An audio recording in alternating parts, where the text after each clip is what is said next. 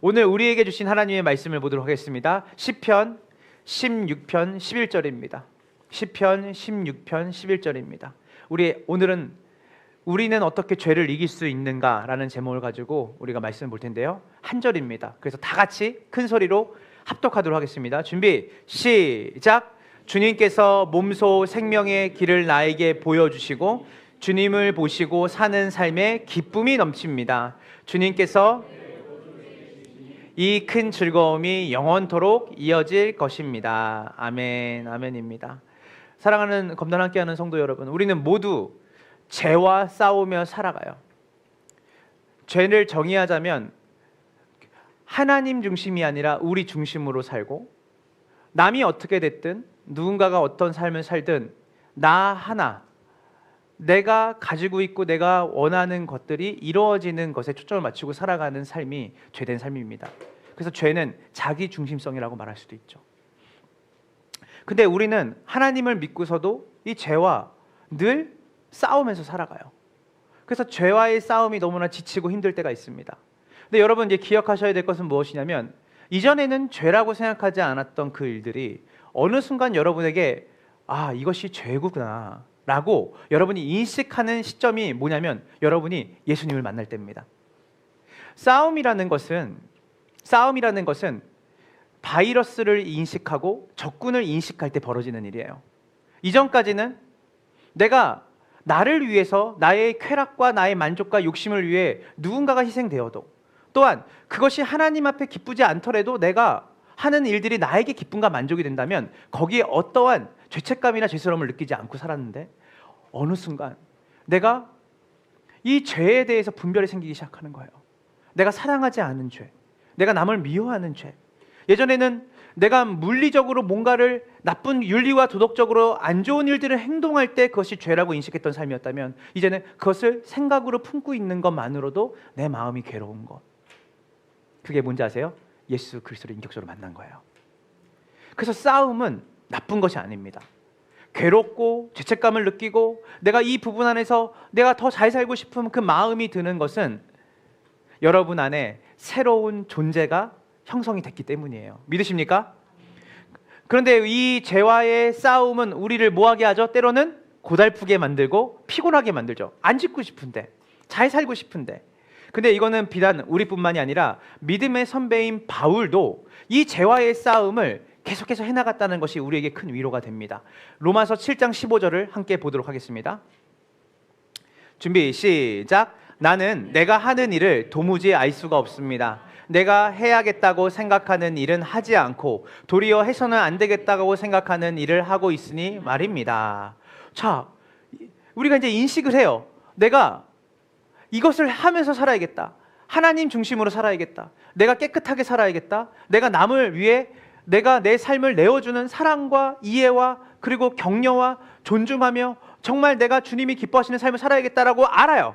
그러나 실제로 행동은 그렇게 안 나오니까 어때요? 피곤한 거죠. 싸움이 있다라는 것은 내 존재적인 변화가 일어났다는 일어난 것에 대한 결과지만, 동시에 이 싸움은 우리를 또 피곤하게 만드는 것도 사실인 것 같습니다. 근데 이것이 우리에게 매일같이 반복되는 삶이라는 거예요. 이 싸움이 있고 내가 원하는 것을 원하는 대로 하지 못하고 내가 오히려 도리어는 하나님이 기뻐하시지 않는 삶을 살고 싶은 이 이중적인 이 마음이 우리 안에 같이 공존하고 있다는 것이 오늘 성경이 말하는 우리의 상태라는 것이죠. 자, 그래서 우리가 그러면 목사님, 그러면 항상 이런 마음으로 살아야 되나요? 아니에요. 성경은 이 로마서 7장에 이 죄 때문에 내가 너무 괴롭다. 근데 이 죄를 이길 수 있는 방법을 로마서 8장에 얘기를 해요. 근데 그 로마서 8장의 내용은 이런 겁니다. 죄를 짓지 말아라. 유혹을 뿌리쳐라. 굳건하게 살아라. 적극적인 사고방식으로 죄를 대적해라. 이런 방식으로 죄를 이기라고 말하지 않아요, 성경은. 우리는 이런 말을 많이 들었어요. 야, 죄 짓지 마. 야, 거짓말하지 마. 야, 하나님과의 관계에서 우뚝 서. 정신 똑바로 차려. 예배 가는데 승리해야 돼. 근데 사실 이 말이 틀린 말은 아니지만 이것이 완벽하고 충분한 답을 우리에게 주진 않아요. 왜냐하면 우리가 죄를 짓는 근본적인 이유를 관가해서는 안 돼요. 본질, 근원 치유가 되지 않으면 사실은 증상 치유는 무의미합니다. 그렇기 때문에 죄를 짓지 말라고 하기 전에 죄가 정확하게 우리에게 어떤 일을 행하고 죄가 본질적으로 어떤 성격을 가지고 있는지를 우리가 파악하지 못하면 지피지기 백전백승이죠. 죄를 알아야 돼요. 그래서 우리가 죄를 이기는 방법을 알려면 죄를 알아야 되겠죠. 우리는 왜 죄를 짓게 되는가? 그러면 죄를 이기는 방법부터 먼저 여러분에게 정답을 먼저 드리겠습니다. 오늘 본문 시편 16편의 11절입니다. 우리 다 같이 본문을 읽겠습니다. 준비 시작.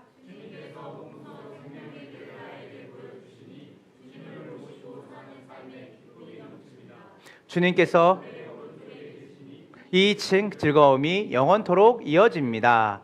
네, 우리가 너무 잘 아는 답이에요. 주님을 모시는 삶을 살 때 죄를 이길 수 있어요. 오늘 설교 끝. 이러면 얼마나 좋겠어요. 자, 이제 주님을 모시는 삶이 어떻게 죄를 이기는지에 대해서 이제 여러분들과 함께 제가 논증을 하고 나가겠습니다.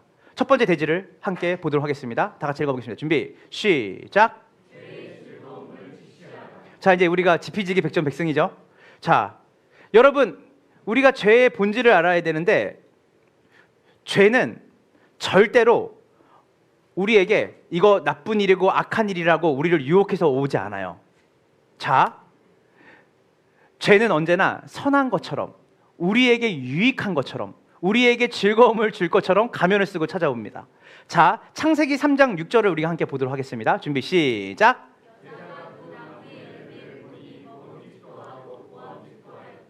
그뿐만 아니라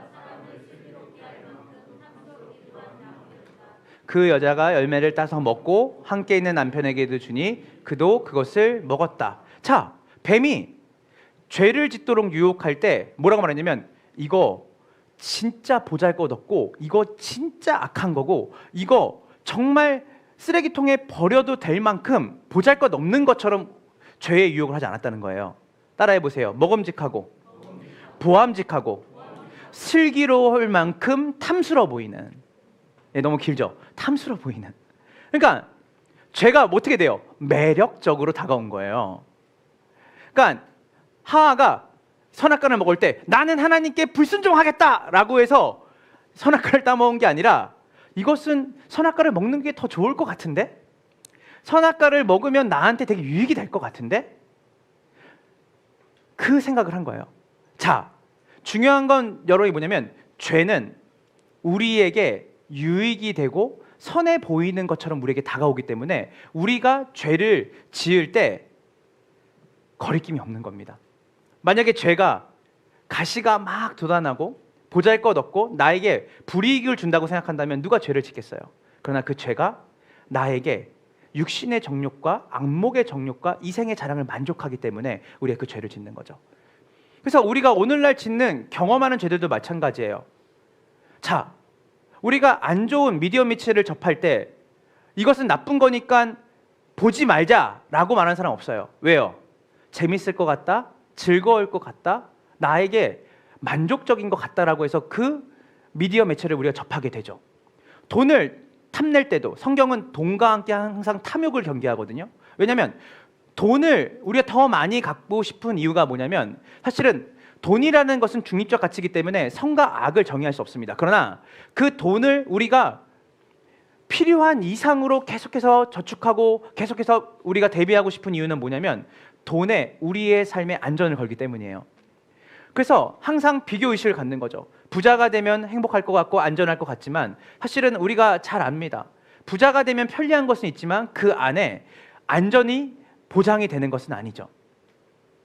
그래서 돈이 있으면 내 삶이 더 안전해질 거야. 그래서 우리는 돈에 목을 매달고 살아가는 세상에 살아가게 되죠. 그리고 돈은 거짓말을 합니다. 돈이 많으면 행복해질 거라고 얘기를 하죠. 분노할 때도 마찬가지입니다. 우리 분노 많이 하고 사시죠? 화를 내시는 거. 우리가 분노할 때 오늘 한번 죄를 한번 져야겠다. 내가 분노해서 내가 좀 악한 마음을 가져야겠다라고 생각하고 분노하는 사람 없습니다. 분노할 때 태도는 대부분 이래요. 나는 정당한 분노를 표현하는 것이야. 나는 잘못된 것을 바로 잡으려고 분노하는 거야. 그래서 돈으로 안전함을 구하는 게 뭐가 잘못이지? 돈이 진짜 이 자본주의 시대 안전함을 주고, 내가 폭력적이고 더러운 것 그리고 음란한 것을 보는 거, 그거 뭐 어때? 내가 지금 잠깐 즐기고 즐거움을 누리는 것을 이걸 보는 건데 이게 왜? 뭐가 잘못된 거지? 분노할 때도 나는 분노할 만한 일에 분노하는 거지 내가 잘못한 것에 분노하지 않아. 자, 이것이 죄의 교묘함이에요. 죄는 언제나 좋은 것처럼 가면을 쓰고 와서 우리에게 다가오죠. 그래서 우리가 분노하지 말아야겠다, 나는 정말 좋은 것만 보겠다, 나는 돈에 나의 인생의 전부를 걸지 않겠다라고 하는 의지만으로는 우리가 구체적으로 죄를 이길 수 없어요. 왜냐하면 죄는 달콤하거든요. 죄는 굉장히 우리의 삶에 만족을 줄 것처럼 다가오거든요. 그래서 우리가 단순히 하지마, 참아, 아이들한테 의지를 굳게 해로 아이들이 죄를 짓는 걸 막을 수 없듯이 우리도 마찬가지로 현실적으로 우리도 그 죄를 의지만으로 이길 수 없죠. 그래서 바울은 또 다시 고백을 해요. 로마서 7장 18절부터 19절입니다. 다 같이 읽어볼게요. 준비 시작. 내 속에 곧 나는 선을 행하려는 의지는 있으나 그것을 실행하지 않으니 말입니다. 나는 내가 원하는 선한 일은 하지 않고. 여러분이 바울보다 더 나은 삶을 산다고 말할 수 없죠. 바울은 14권의 신약 성경을 썼어요. 하나님이 그를 택하셔서 놀랍게 쓰셨죠. 근데 그는 당시 최고의 지성인이었고 영성가였고 교회 개척가였고 복음 전도자였어요. 근데 그도 뭐라고 말했냐면 죄의 유혹이 주는 즐거움이 나의 의지보다 강합니다. 그래서 저는 이게 너무 힘들어요 라고 말을 하는 거예요. 이 믿음의 선배죠. 그래서 정직해야 돼요. 우리는 모두 다 이런 경험이 있다는 거죠. 이번에는 정말 안 하겠다고 다짐하다가도 유혹 앞에서 무너진 경험들이 다 있을 겁니다. 이것은 우리가 약해서가 아니라 우리의 본성과 관련이 돼 있어요. 자, 그러면서 자연스럽게 여러분과 두 번째 챕터로 넘어갈게요. 자, 우리 한번 다 같이 읽어볼게요. 준비 시작.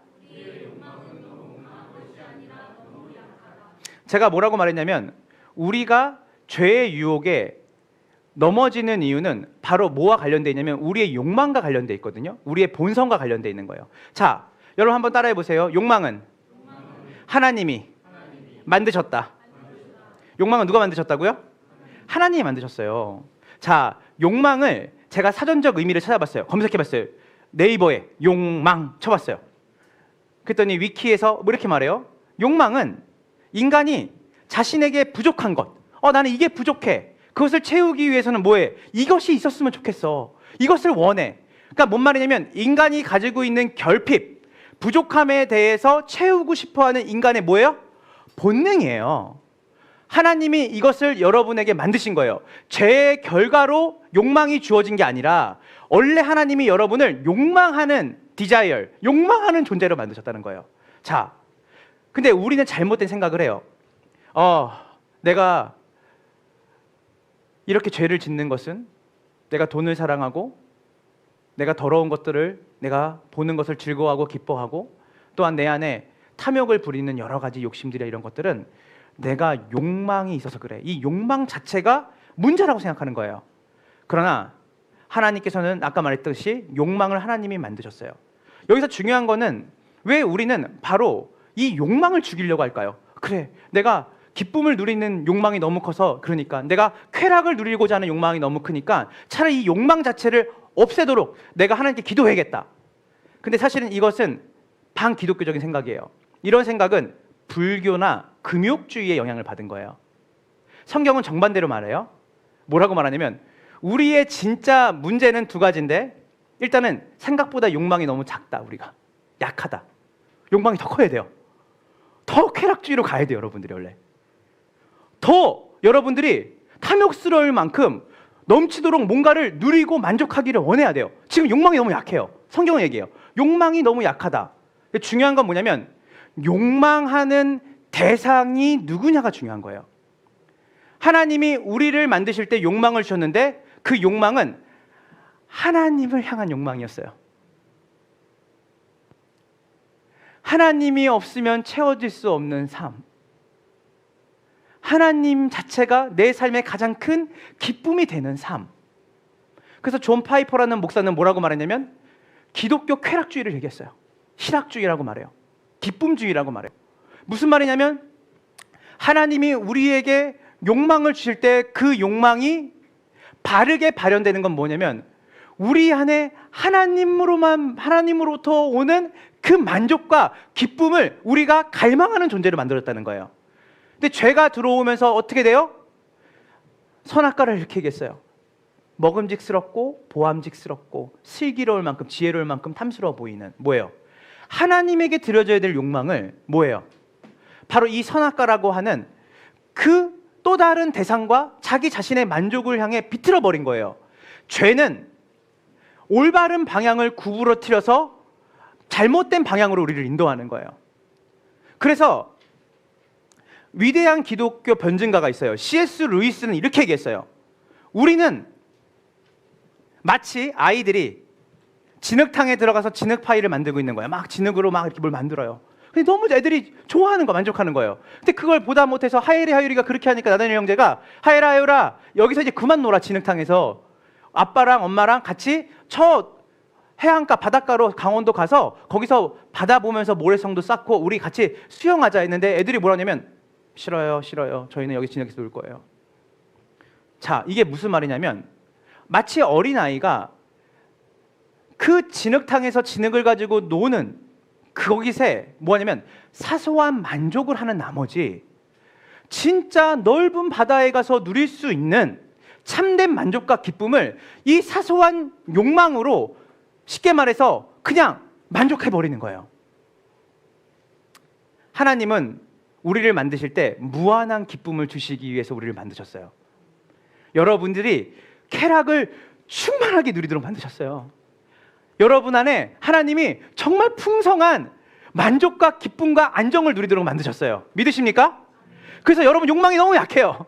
더 욕망을 부리셔야 돼요. 그러나 욕망의 대상이 올바라야 돼요. 복음이 하는 역할이 뭔지 아십니까? 우리가 진짜 욕망해야 될 대상을 찾는 거예요. 우리가 진짜 나에게 만족과 기쁨과 희락과 쾌락을 줄 수 있고 나에게 안정과 평안을 줄 수 있는 존재를 만나게 되는 거예요. 우리 요한복음 10장 10절을 한번 다 같이 보도록 하겠습니다. 준비 시작. 나는 여기서 도둑은 죄가 주는 열매, 마귀의 유혹을 얘기해요. 여러분, 잠시 잠깐 잘못된 미디어 매체를 통해서 내가 기쁨을 얻으려고 한다면 그 기쁨은 사소하게 나한테 기쁨과 쾌감과 또한 액션 영화를 보면 내가 대리 만족을 할 수 있는 그런 것들을 느낄 거예요. 드라마를 보면서도. 그런데 그것의 궁극적인 끝은 뭐냐면 채워지지 않아요. 여러분, 돈으로 채워진다고 한다면 여러분, 그 돈 많은 재벌들과 부자들은 얼마나 행복하게 살아야겠어요. 여러분, 최근에 빌 게이츠가 한국에 왔는데 뭐라고 말하냐면 결국은 내가 가진 것을 나누는 것으로 행복을 찾고 싶다고 했어요. 수십조의 재산을 가져도 거기에 만족이 없는 거예요. 행복이 없는 거예요. 여러분 잘 아는 것처럼 우리가 애플의 스티븐 잡스도 마지막 대학교에서 그가 자기 유언장 같은 연설을 할 때도 뭐라고 말했냐면 돈을 벌고 뭔가를 성취하는 것에 나는 진짜 행복하지 않았다고 얘기를 해요. 궁극적으로 뭐냐면 더 사랑하지 못하는, 주변 사람들 사랑하지 못하는 거, 사랑하지 못했던 그 시간이 너무 후회가 된다. 여러분 뭔 말이냐면 그렇게 시가총액의 몇백 조의 재산을 가진 사람들도 만족을 못해요. 행복하지 않아요. 제가 예전에 이코노미라고 하는 경제 잡지에서 재밌는 걸 봤어요. 삼성이 세계 10위권 안에 반도체 그 회사로 급부상할 때 이건희라는 회장이 한한테 질문한 거예요. 와, 이렇게 되니까 얼마나 마음이 풍성하시고 마음이 부여지셨겠어요. 만족하시죠? 했더니 이건희 회장이 뭐라고 그랬냐면 애플에 비하면 우린 구멍가게인데요. 뭐예요? 우리가 생각할 때 그 정도 위치에 있고 그 정도에 있으면 만족이 있을 것 같은데 만족하지 못하는 거예요. 내가 더 갖지 못해서 만족하지 못하는 거라고 느끼는 거예요. 여러분, 그래서 궁극적으로 마귀는 그리고 우리의 안에 우리의 죄성은 끊임없이 지금 잠깐에 있는 그 즐거움과 쾌락으로 하나님으로부터 오는 기쁨과 즐거움을 대체하라고 우리를 유혹하고 있는 거죠. 그러나 세상에 주는, 죄가 주는 그 달콤함보다 하나님이 주시는 그 만족은 능히 셀 수가 없어요. 뭐라고 말하냐면 나는 양들, 바로 여러분이라는 거예요. 내가 이 땅에 온 것은 양들을 생명을 얻고 뭐 하려고? 더 넘치게 얻게 하렵니다. 주님이 이 땅에 오셔서 여러분과 관계를 맺고 여러분을 구원하신 목적은 여러분 삶 가운데 진정한 만족과 기쁨과 희락이 넘치도록 여러분에게 오신 줄을 믿으시기를 간절히 소망합니다. 그래서 주님이 주시려는 풍성한 생명을 모른 채 세상의 작은 쾌락에 매달려 살고 있는 삶이 현재 우리의 삶 가운데 있을 수 있다는 거예요. 그래서 우리의 문제는 뭔지 아십니까? 더러운 것들을 원하고 돈을 더 많이 갖기를 원하고 돈이 내 삶의 전부인 것처럼 살고 그리고 우리의 삶의 명예욕과 권력욕을 가지고 살아가는 것, 이런 것들을 원하는 게 잘못된 것이 아니라 우리의 문제는 진짜 욕망하고 갈망해야 될 대상을 모르고 살아간다는 것에 있는 거예요. 우리 그러면 성경을 돌아와 볼게요. 시편 기자는 이 하나님으로부터 오는 그 기쁨을 뭐라고 말하는지 한번 얘기해 본 것을 우리가 보도록 해요. 다 같이 함께 보겠습니다. 준비 시작. 함께하니 하늘로 가더라도 내게 주님밖에 누가 더 있겠습니까? 땅에서라도 내가 무엇을 더 바라겠습니까? 내 몸과 마음이 다시 시들어 가도 하나님은 언제나 내 마음에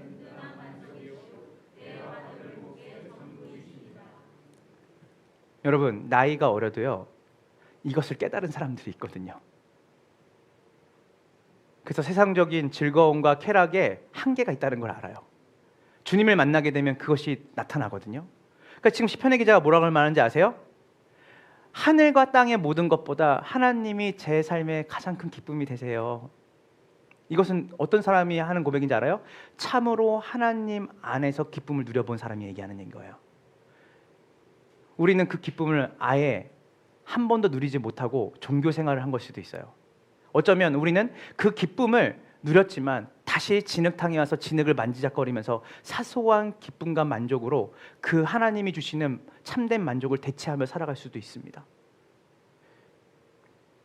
만약에 우리 안에 이런 고백, 하늘에 하늘 아래 그리고 하늘 위에 주님만큼 나를 만족하게 하시는 분은 없습니다 라는 고백이 내 삶 가운데 사라졌다면 그것은 여러분이 잘못된 방향으로 욕망을 가지고 있기 때문이에요.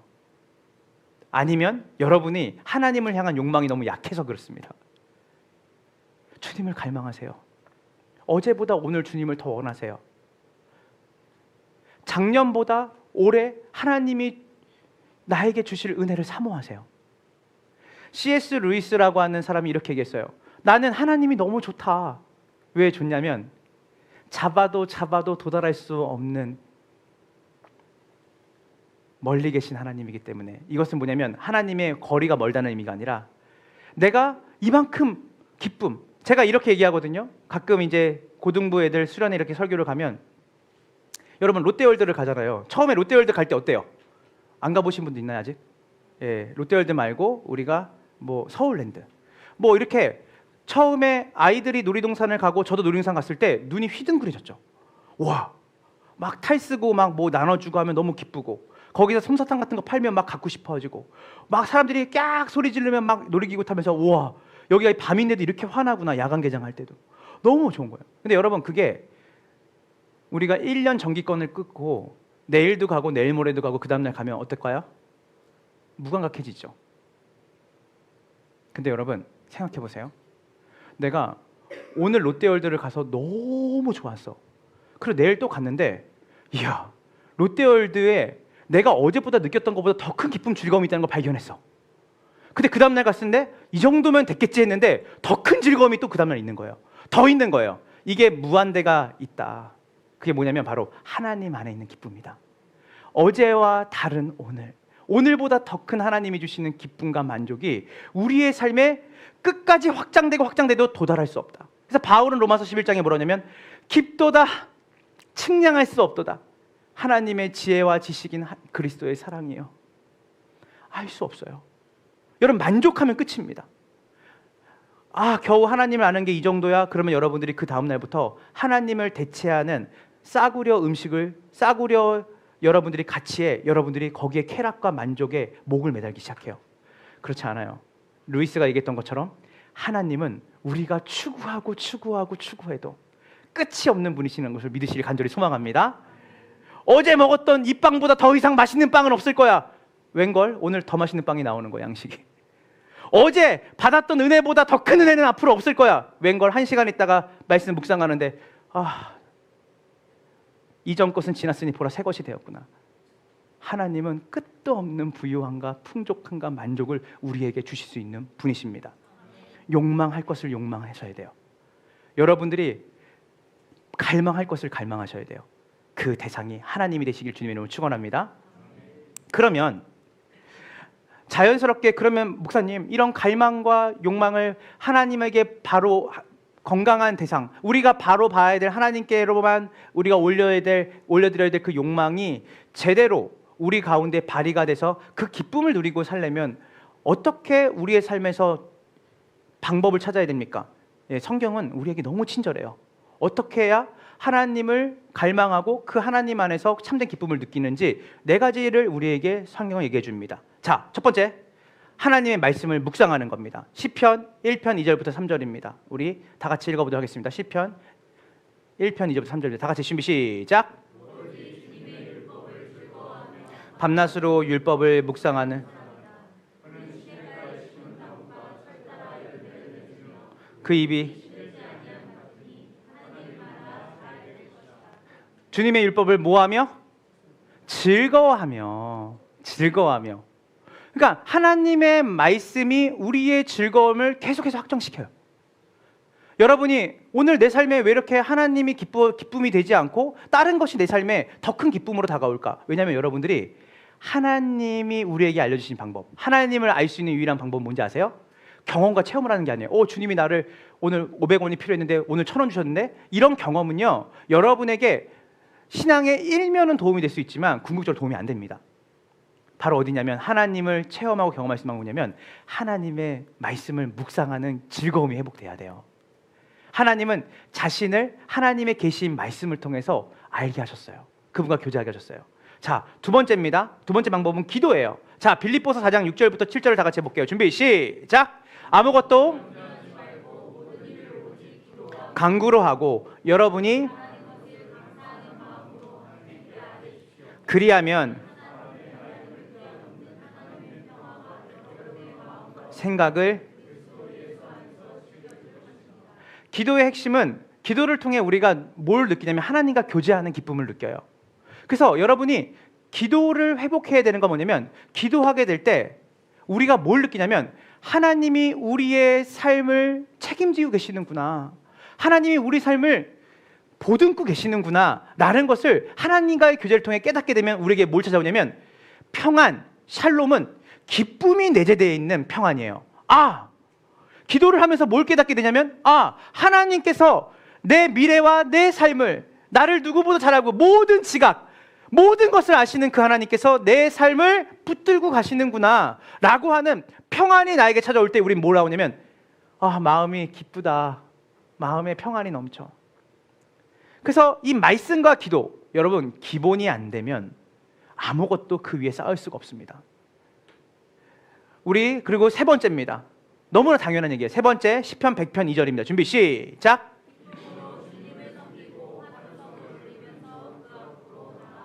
시편 100편은 찬양시, 예배시입니다. 뭐예요? 기쁨으로 주님을 섬기고 환호성, 원래 찬송을 부르면서 그 앞으로 나아가거라. 뭐예요? 예배가 회복이 돼야 돼요.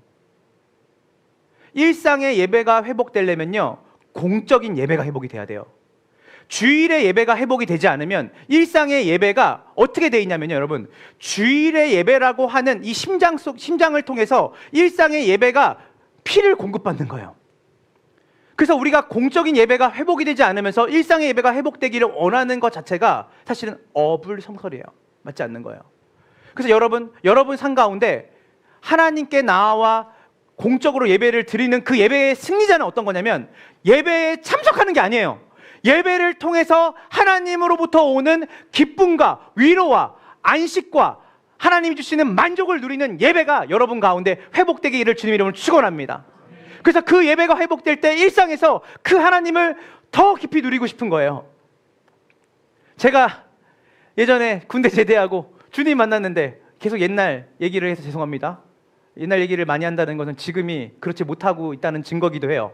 근데 지금 회복이 되기를 원해요. 여러분, 제가 어느 정도로 예배 오는 게 좋았냐면 그때 MBC 문화센터라고 아르바이트를 했어요. 제가 저희 부평에 미군기지 옆에 롯데백화점 있었거든요. 그래서 제가 제대하자마자 거기서 알바를 하는데 제가 그 시기에 하나님을 만났어요. 예전에는 교회를 갈 때 종교성을 갖거든요. 의무와 책임으로. 근데 그때부터 저희 가족들도 느꼈을 거예요. 제가 너무 하나님이 좋은 거예요. 너무 마음이 기쁜 거예요. 그래서 아르바이트가 8시 50분에 끝나는데 금요철의 예배가 9시에 있었어요. 그래서 아르바이트 끝나는 데에서 저희 교회까지 걸어가면 20분, 뛰어가면 12분. 그럼 50분에 딱 치고 지하 3층에 문화센터가 있었는데 딱 8시 50분에 끝나고 나면 그때부터 뛰기 시작하는데 여러분, 콧물이 나오고 침이 나올 정도로 뛰어본 적 있으세요? 저는 아르바이트 하는 8개월 동안 그렇게 뛰고 금요일 날 갔어요. 왜냐하면 처음에 찬양 인도자가 찬양을 시작할 때 하나님의 말씀을 한 장 읽고 그 다음에 하나님께 예배드리며 나아갑시다 하는데 그 성경 처음 읽는 그 장을 놓치고 싶지 않았어요. 그리고 항상 앞자리 사수 무조건. 그 장로님, 샵에 보면 다 장로님들밖에 없어. 그러니까 이분들이 제가 눈에 띄는 거죠. 왜냐면 저는 그 교회에 토박이가 아니거든요. 저희는 파주 살다가 이사 왔기 때문에 그 큰 교회에서 청년들은 앞에 안 앉으려고 해요. 근데 저는 앞에 앉고 싶었어요. 왜냐면 하나님의 말씀을 가장 가까이 듣고 싶었어요. 물리적으로. 그리고 찬양할 때 아무도 안 일어나는데 생각해 보세요, 여러분. 검단 함께 하는 게 이렇게 찬양하는데 내가 하나님을 주체할 수 없이 기쁜 거예요. 그래서 여기 옆 통로 와서 서서 찬양했는데 저는 어떤 경우까지 있냐면 저녁 예배 때 거의 800석이 꽉 차요. 그러면 제가 맨 앞에서 혼자 서서 찬양했어요. 그 교회는 고신측 교회라 일어서는 분위기가 아니었거든요. 근데 제가 너무 좋았어요, 하나님이. 그 기쁨. 학교를 가는데 왕복 6시간이었거든요. 3시간씩 3시간씩. 근데요, 여러분 그거 아세요? 새벽 기도를 하려고 제가 왕복을 한 적이 많았어요. 학교가 4시에 끝나면 전철 타고 집에 도착하면 용인 수지였는데 그때 분당선 이런 게 없었어요. 2000년 안전 초반이어서 없었는데 그렇게 해서 3시간 오는데 오는 이유가 뭐냐면 교회에서 새벽 기도하고 싶어서 또 청년들하고 모여서 함께하는 기도 모임이 있었거든요. 근데 제가 뭐라고 말하냐면 제 친구가 전철을 같이 타고 가는데 이렇게 제가 앞으로 가고 계단을 올라갔대요. 지하철에서 올라가고 있는데 지하철 타려고 오는데 뒤에서 보니까 제 엉덩이가 그때도 기억나요. 용이란 친구가 네 엉덩이가 되게 덩실덩실 하더래요. 그 아침인데 너 뭐가 그렇게 좋냐? 그때 내가 멈출 수 없네 찬양 듣고 너무 기쁜 거예요. 제가 그때 아내랑 연애했는데 아내가 저한테 이랬어요. 내가 기도하면 가장 먼저 응답받을 것 같고 나랑 있으면 너무 든든하대요. 왜냐하면 저는 하나님 안에서 누리는 만족과 기쁨이 제 삶에 충만했거든요. 제가 그렇게 매력적인 사람이었어요. 이 기쁨이 회복되기를 여러분이 기도해 주시기 바랍니다. 네, 하나님 안에 있는 기쁨. 기도가 너무 기쁘고 내 미래가 불확실하고 가진 건 없었지만 모든 것을 가진 것처럼 살았어요. 그때 학교 200개, 병원 200개, 교회 200개. 복음이 전해지지 않는 곳에 이 세계를 다 짓고 살아야지. 그래서 복음이 전해야지. 그때 학자금이 2천만 원 있었는데 그런 꿈을 꿨어요. 왜냐하면 미래가 제에게 달려있지 않고 하나님과의 관계 안에 달려있다고 생각했어요. 저는 검단 함께하는 교회가 학교를 짓기를 원합니다. 믿음의 복음의 선교사들을 파송하는 학교, 훈련하는 학교, 아이들에게 언어 훈련을 시키고 하나님의 일꾼들을 세워지는 그런 학교들을 짓는 교회가 되기를 원합니다. 하나님이 주시는 비전은 기쁨이 있어요. 하나님이 주시는 비전은 꿈을 꾸고 그것을 이루어질 거라는, 나 때에 이루어지지 않더라도 이 세대가 또 그 일을 이어서 할 거라는 기쁨이 있습니다. 마지막으로 우리는 어떻게 예배를 통해 그 기쁨이 회복이 되고 또 섬김을 통해 기쁨이 회복됩니다. 사도행전 2장 35절입니다. 20장 35절. 준비 수고하여 사람들을 돕고 또 주 예수께서 친히 말씀하신 바 주는 것이 받는 것보다 복이 있다 하심을 뭐라고 말하냐면 주는 것이 받는 것이 복이 있다라는 말은 뭐냐면 하나님이 원하시고 뜻하시는 것이 뭐냐면 받는 것이 아니라 주는 거예요. 근데 우리가 이 섬김이라는 걸 가볍게 보면 안 돼요. 예수님이 우리에게 섬김을 할 때 하나님이 주실 수 있는 기쁨을 누리게 하셨어요. 여러분 한번 작은 것부터 섬겨보세요. 제가 주일날 섬김을 받고 있거든요. 정기적으로 받는데 받는 저도 기쁘지만 저를 섬겨주시는 분도 기쁘기를 원하고 또한 제가 섬기는 분들이 계시는데 그 섬기는 걸 통해서 제가 더 기쁨을 누리기를 원해요. 근데 그것이 실제예요. 여러분 우리가 한번 기억해 봅시다. 우리의 삶에 하나님과의 관계에서 참된 만족을 누릴 수 있도록 기쁨을 누릴 수 있도록 하나님이 우리에게 주신 게 말씀과 기도와 예배와 섬김입니다. 여러분 이것들이 내 삶 가운데 어느 순간에 그 도구와 그것들이 내 삶 가운데 사라져 있다면 어느 순간 여러분들은 종교인으로 의무와 책임을 여기 앉을 수 있어요. 오늘 예배 가운데 하나님과의 기쁨을 회복하기를 원합니다. 하나님 제가 제대로 된 욕망이 발휘가 되기 원합니다. 욕망이 더 강해지기 원해요. 그 강해진 욕망이 하나님 우리에게 주신 거니까 그 강한 욕망으로 하나님을 탐닉하고 하나님을 더 누리고 하나님으로 만족하는 그 갈망과 욕망이 오늘 예배에 참석하는 여러분 가운데 샘솟듯이 터져나가기를 주님의 이름으로 축원합니다. 자, 그러면서 우리가 알아야 될 중요한 신학적인 결론이 있어요. 이제 결론을 향해 가겠습니다. 우리 네 번째 대지를 함께 봅시다. 준비 시작. 하나님께 하나님이 영광 받으시는 삶을 살아야지 하나님께 영광을 돌리시다. 자, 그런데 여러분 제가 오늘 여러분들에게 하나님이 가장 영광 받을 때가 언젠지를 좀 얘기를 해드리고 싶어요. 여러분 아까 설명했던 존 파이퍼라는 목사님은 이렇게 얘기해요. 하나님이 가장 영광 받으시는 때는 언제일까요? 여러분이 찬양할 때일까요? 여러분들이 뭔가 하나님 앞에 뭔가를 열심히 뭔가를 하려고 할 때일까요? 아니다. 하나님이 가장 영광 받으실 때는 언제인지 아세요? 여러분이 하나님으로 말미암아 만족해서 기뻐할 때 하나님이 가장 큰 영광을 받으신다 그래요. 그러니까 내가 지금 하나님으로 말미암아 하나님 때문에 너무 마음이 만족하고 기뻐요. 이때 하나님 뭐냐면 가장 큰 영광을 하나님 받고 계시는 거예요. 그래서 왜 범사에 감사하는지 아세요? 왜 항상 기뻐하라는지 아세요? 감사와 모든 것에 감사하고 기뻐할 때 누가 영광 받으시니까. 자, 이거를 더 쉽게 예를 들어볼게요. 제가 누군가에게 선물을 준 거예요. 선물을 줬는데 선물 받은 사람을 제가 유심히 보겠죠. 어떤 표정과 어떤 마음으로 있는지가 아니라 사실은 그 선물이 이 사람에게 절실하게 필요한 거였다면 이 사람이 되게 좋아하겠죠. 그리고 이 사람이 정말 그 선물에 대해서 뭘 원하죠? 기뻐하기를 원하죠. 근데 딱 받았는데 퉁명스러운 거예요. 기뻐하지 않아. 받았는데 이거 집에도 있는데 막 이런 말. 제가 연애 때 경험했던 이거는 내가 잘 안 좋아하는 건데 막 이렇게 말하면 마음이 안 좋죠. 자, 네. 자, 근데 여러분 잘 생각해 보세요. 하나님께서 어떨 때 가장 영광 받으신다고요? 우리가 하나님 안에서 가장 기뻐할 때. 자, 여러분 보세요. 하나님께서 우리에게 지금 이 교회를 선물로 주셨어요. 믿으십니까? 네. 오늘 주일 예배를 선물로 주셨어요. 네. 하나님이 수화를 선물로 주셨어요. 하나님 우리 삼남매를 선물로 주셨어.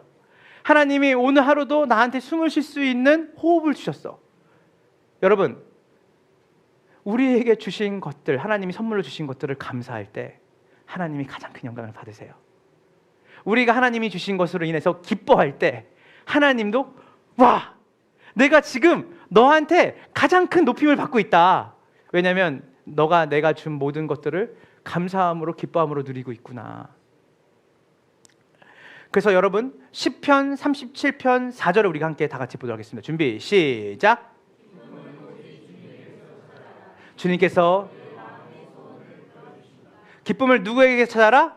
주님. 그래서 우리가 주님 안에서 기뻐할 때 주님이 내 마음의 소원을 다 들어준다는 건 뭐냐면 여러분들이 가지고 있는 잘못된 욕망을 들어준다는 게 아니라 여러분의 소원이 뭐가 되냐면 주님께 기쁨을, 주님으로부터 나오는 기쁨을 더 누리고 싶어요라는 여러분한테 올바른 욕망의 기도가 나오기 시작한다는 거예요. 그래서 여러분의 마음에 어떤 거예요? 주님으로부터 오는 기쁨과 만족으로 나오는 기도들이 응답이 되는, 소원이 성취가 되는 걸 여러분 경험할 수 있는 거예요. 자, 빌립보서 4장 4절입니다. 준비 시작.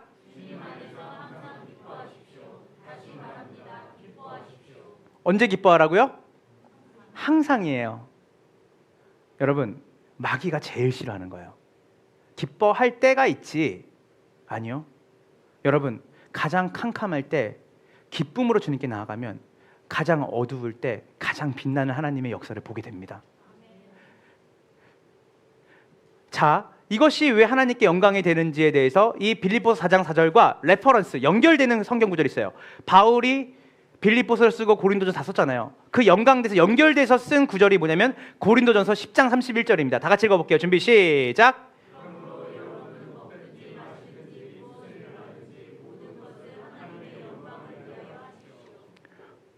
오늘 아침에 아내가 아몬드를 주든 삶은 계란을 주든 아니면 진성찬을 하든 그것을 먹을 수 있는 것에 감사하고 나를 섬겨주는 사람이 있다는 것에 감사하고 그것을 기뻐할 때, 그리고 내가 교회를 올 때 오고 갈 수 있는 차량이 있다는 것에 감사할 때, 그리고 하나님이 내가 그토록 기도했던 그 기도를 응답하신 것에 대해서 살볼 때, 내 모든 삶에 하나님의 은혜 없이 된 것은 하나도 없었구나. 그래서 범사에 감사라는 말, 그리고 하나님 안에서 만족하고 기뻐하는 것은 바로 하나님께도 가장 큰 영광이 되어지는 거예요. 이제 말씀을 마무리하려고 합니다. 결론을 제가 이렇게 적어놨어요. 설교에 바다로 나아가는 삶. 아까 서론에서 말씀드린 것처럼 비유를 생각해 보세요. 진흙탕에서 노는 아이. 야, 이렇게 조그맣고 더러운 진흙탕에서 노는 것보다 아빠랑 엄마랑 그리고 남편이랑 아내랑 저 넓은 바닷가에, 푸르른 바닷가에서 끝도 보이지 않는 깨끗한 물, 그리고 그 안에서 같이 함께 물놀이 하는 게 더 큰 즐거움과 더 큰 기쁨을 준다라는 것을 우리는 이야기했어요. 우린 지금까지 진흙탕에서 놀면 만족했어요. 음란, 탐욕, 분노, 시기, 교만, 이 모든 것이 다 우리에게 뭘 말하냐면 너를 지키고 너를 만족하게 하는 것에 반드시 이게 필요해. 남들한테 얕보이지 마. 남들보다 뭐라도 하나 더 나은 것처럼 보여야 돼. 위선. 너 너무 지쳐있고 힘들잖아. 이 정도쯤은 즐겨도 되지. 바꿔. 이걸로 누려 지금. 하나님 우리에게 말씀하시는 거예요. 얘야, 진흙탕에서 놀면 만족하지 말고 아빠랑 같이 바다로 가자. 거기에 참된 만족과 기쁨이 있다. 내가 너에게 바다를 보여주고 싶다. 이것과는 비교되지 않는 기쁨과 즐거움이 나에게 있단다. 수고하고 무거운 자들아 다 내게로 오라. 내가 너희를 쉬게 하리라. 목마른 자들도 나오라. 내가 너희를 먹이리라. 그래서 하나님과의 친밀함을 누리는 기쁨, 그 만족함. 근데 여러분 되게 낯설 거예요. 왠지 아세요? 단 한 번도 바닷가를 가본 적이 없거든요.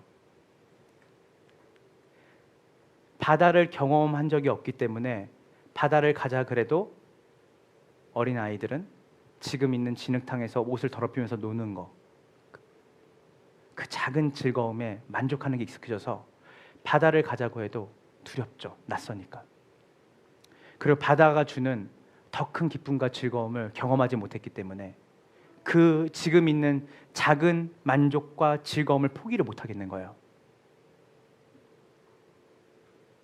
그런데요, 하나님께서는 우리를 더 깊은 만족과 기쁨으로 초대하기 위해서 여러분을 구원하신 거예요. 시편 84편 10절을 읽고 우리 한 절만 더 읽고 마무리하겠습니다. 준비 시작.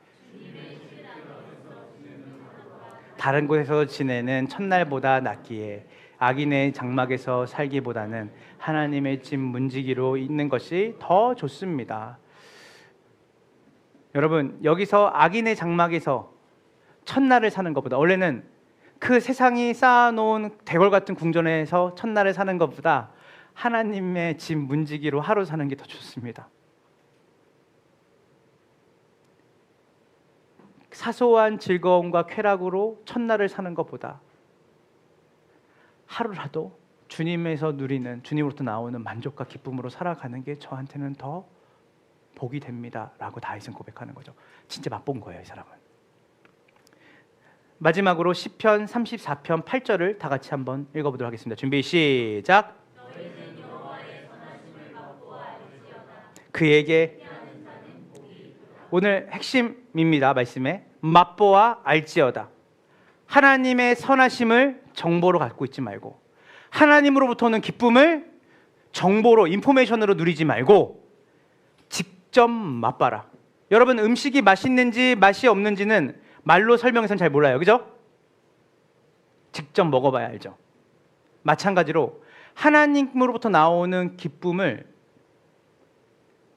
이렇게 하면 기쁘대, 이렇게 하면 즐겁대가 아니라 이 즐거움과 기쁨을 만끽하잖아요. 분당으로 이찬성선 이러더라고요. 마약 맞은 것과 같다. 고통스러운 순간인데 감사해서 눈물이 나고, 아무도 없는 홀로 있는 시간인데 그냥 하나님이 내 삶을 지켜보시고 나를 위로하시는 것 같아서 눈물이 나서 주님으로 기뻐하는 그 일들이, 마약은 맞아야지 일시적이고 이벤트적이잖아요. 그런데 여러분, 마약을 맞은 것처럼 우리의 삶이 365일 주님으로부터 오는 기쁨으로 살아간다면 우리의 삶이 얼마나 부유해지겠어요.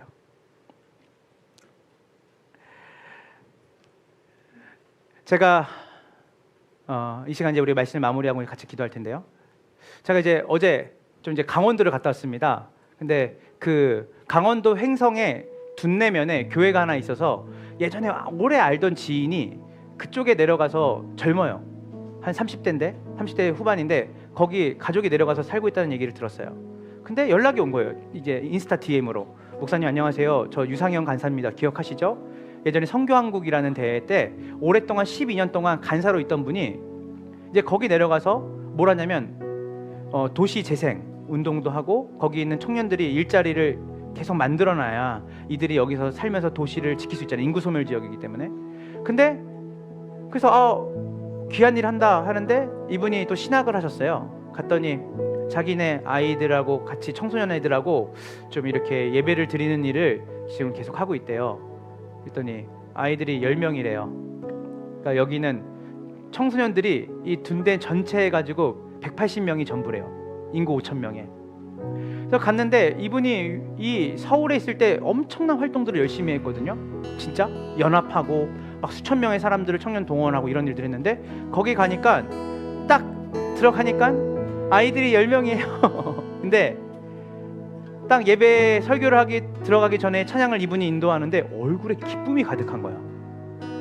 근데 그 예배팀이 예배 다 찬양하고 반주하고 키보드하고 하는데 다 누구냐면 그 둔내감리교회 1학년부터 고등학교 애들까지 다 애들이더라고. 근데 그 유상현 전도사님이시죠 지금은. 근데 그분이 찬양을 인도하는데 아이들이 다 틀리고 막 솔로 시키는데 막 애들이 음정이 나가고, 근데 이분이 계속 쳐다보면서 괜찮다고 하고 기뻐하고, 뭘 이분이 보여주고 싶었냐면, 여기는 인구 소멸 지역이고 아이들이 점점 줄어가지만 우리가 하나님이 우리에게 주신 그 기쁨과 만족을 우리가 충분하게 누릴 수 있는 예배를 우리도 만들 수 있다라는 걸 아이들이 경험해주고 싶었대요.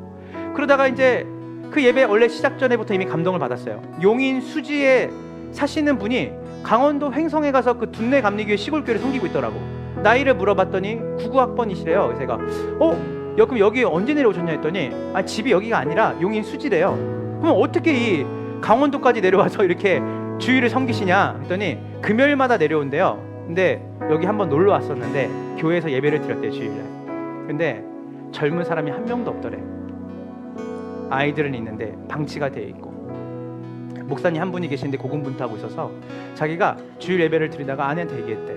여보, 우리 여기 이제 앞으로 내려오자 우리가. 그래서 4년 됐대요.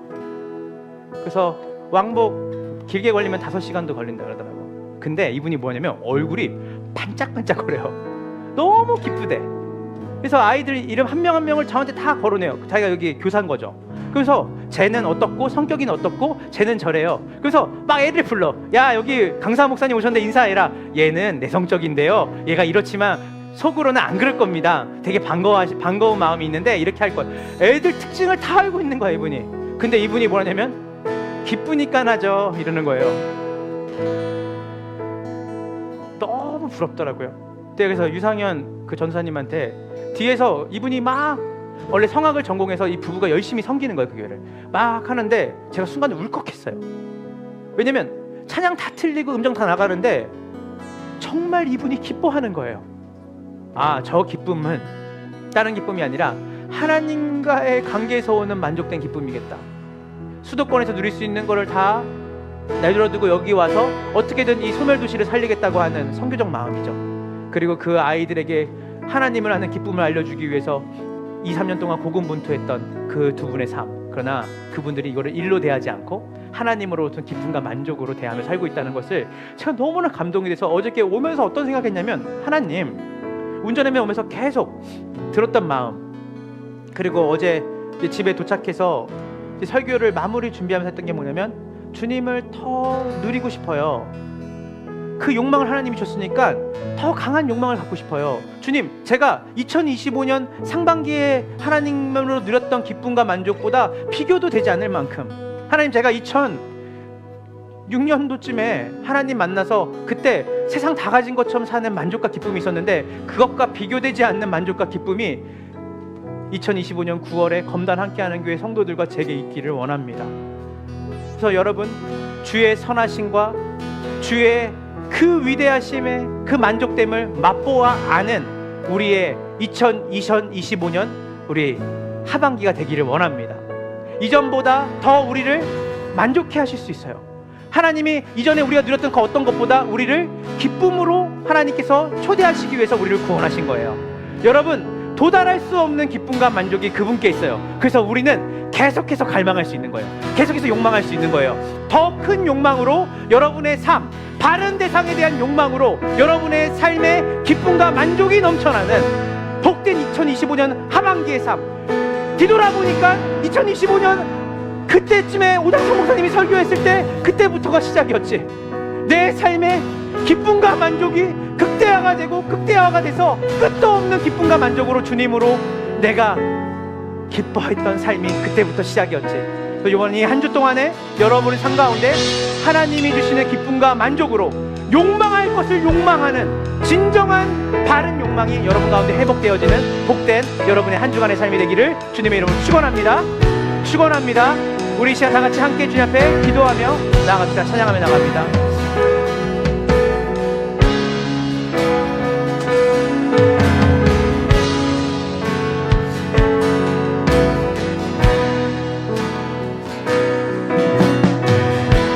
내 주 같은 분 없네. 내 주 같은 분 없네. 그 어느 누구도 그 어느 누구도 내 생명 다하도록 주 얼굴만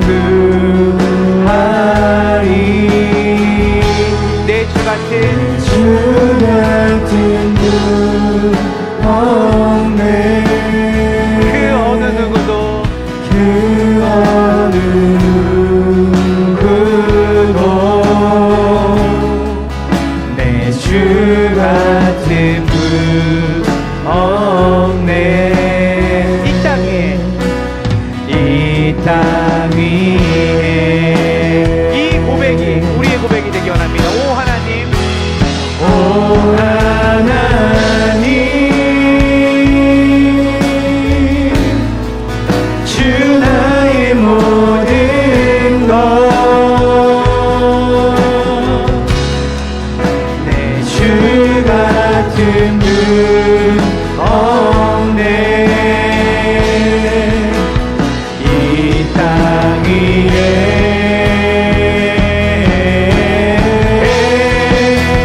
오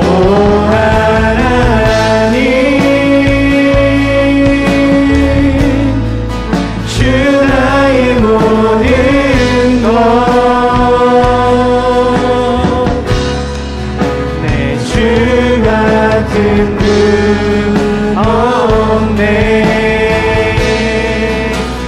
이 땅 위에 우리의 전심으로 다해 오 하나님, 오 하나님,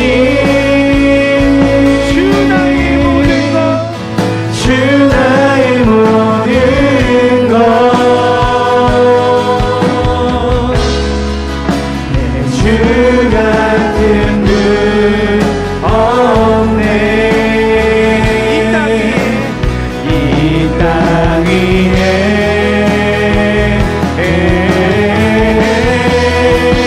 오 하나님,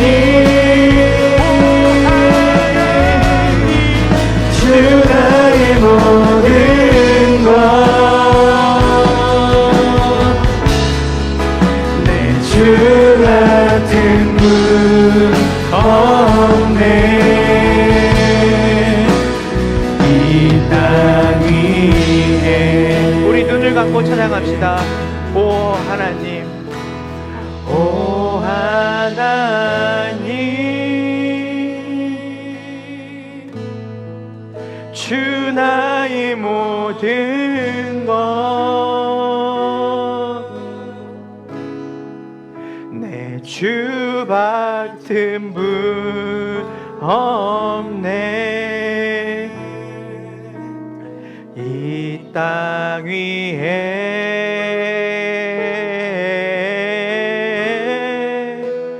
오 하나님, 주 나의 모든 것,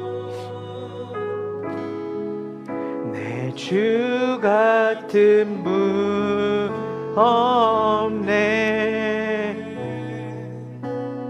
이 땅 위에 우리 이 시간 다 같이 함께 기도하며 나갈 때 저를 한번 봐주세요. 저는 되게 예전에 어릴 때부터 호기심이 많아서 항상 어른들이 뭔가 먹으면 어떤 맛인지 궁금하고, 뜨거운 물에 들어가서 시원하다 그러면 왜 시원한지 궁금하고, 이런 궁금이 많았는데, 제가 우리 어머님은 기억하실지 못하실지 모르겠지만, 제가 이제 결혼하기 전에 본가에 있을 때 집이 참 어려웠어요. 어렵고 힘든데, 그래서 제가 이제 어머니한테 이렇게 했어요. 엄마는 어릴 때 어땠어요? 했는데 어머니가 이런 말이에요. 어머니는 성인이 돼서 술 먹고 놀고 사람들 같이 즐기는 거에 사실은 별로 엄마는 거기에 그렇게 노는 거에 대해서 즐거움을 못 느꼈대요. 예수 믿기 전에도. 그래서 그냥 조용한 거 좋고 그냥 사람들이 어울리니까 그냥 거기 있고, 근데 거기에 그 즐거움을 잘 못 느끼는 엄마의 성향인 거죠. 그리고 이제 아버지 사업 부도나고 또 여러 가지 어려움 닥치고 아버지 이제 오랫동안 누워 계셨거든요. 이렇게 아프셔가지고. 근데 그래서 제가 물었어요. 그럼 예수님 만나서 정말 좋았겠네요? 그랬더니 엄마가 정말 좋았죠. 그리고 제가 물었어요. 그러면 예수님 안 만났으면 어떻게 했을 것 같아요? 했더니 어머니가 뭐냐면 진짜 바로 얘기하시더라고요. 엄마는 자살했을 거래.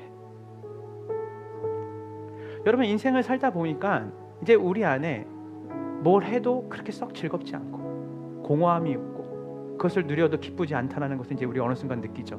그래서 우리가 뭐가 하냐면 좌절하는 거예요. 인생에 대해서 어떤 즐거움이 있을까, 기쁨이 있을까. 여기 계신 성인분들은 대부분 그걸 알 겁니다.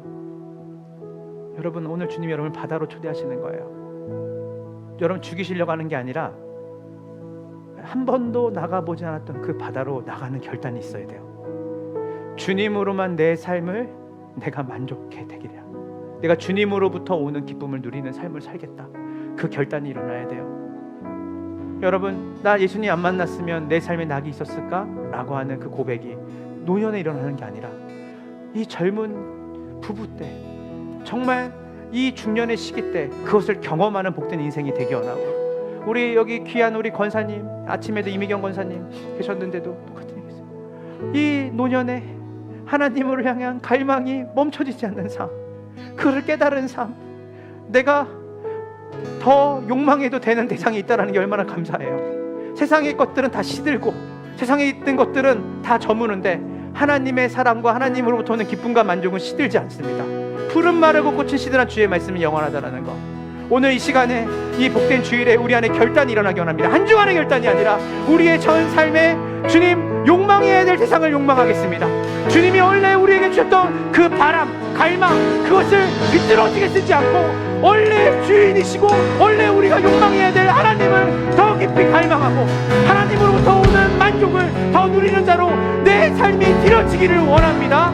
우리 이 시간 나같이 주일차 기도하며 우리 하나님 앞에 하나님을 욕망하는 자로, 하나님을 갈망하는 자로, 하나님으로부터 오는 기쁨과 쾌락을 내 삶에 충만하게 누리는 자로 살기를 원하는 그 기도를 주님께 올려드리며 나갑시다.